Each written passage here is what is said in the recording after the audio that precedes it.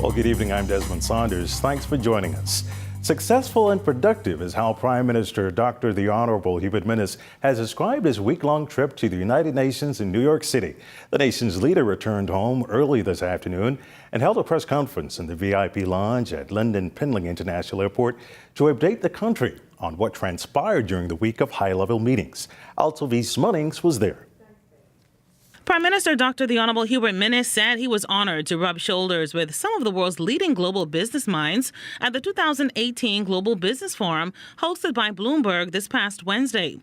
It was one of the items on his packed itinerary in New York this week. The Prime Minister was a roundtable presenter, and he used the opportunity to inform those in attendance about the business climate in the Bahamas. He revealed some information that stood out to him at the forum as well. The CEO from Ford Motor Company made a very interesting presentation when he said that their goal is to have all electrical cars, or as many as possible, by the year 2025.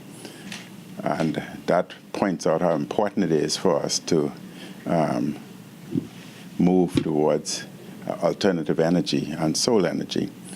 Because if the cars would now be electrical in nature, it's essential for us to have such parking facilities with the necessary solar outlets, plugs, etc., so that these cars can be charged, as opposed to utilizing the power grid as we have now. Prime Minister Minnis is also very confident that the Bahamas is right on cue when it comes to technological advancement. He boasted that the government's intention to fund students at the Bahamas Technical and Vocational Institute and the University of the Bahamas is on par with world business standards. Add to that a very productive meeting the Prime Minister held with the CEO of Airbnb.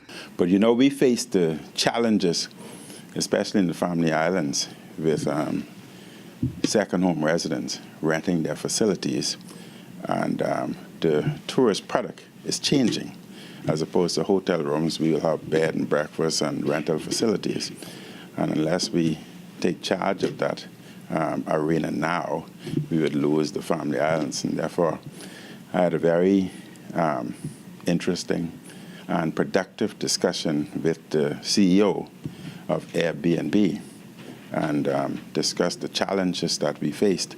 But the Prime Minister listed 3 hurricanes he says the Bahamas presently endures: the natural kind, the one involving any potential international blacklisting, and the third hurricane he says stems from illegal migration, which he believes is truly impacting the national economy. And they're causing repeatedly increased cost to our healthcare system that we cannot keep up with, increased cost to our educational system, increased cost to our social system, increased cost to our security system, and increased cost to our country at large. So when you combine those 3 hurricanes, Bahamas is under great assault. We will deal with the migratory hurricane very aggressively.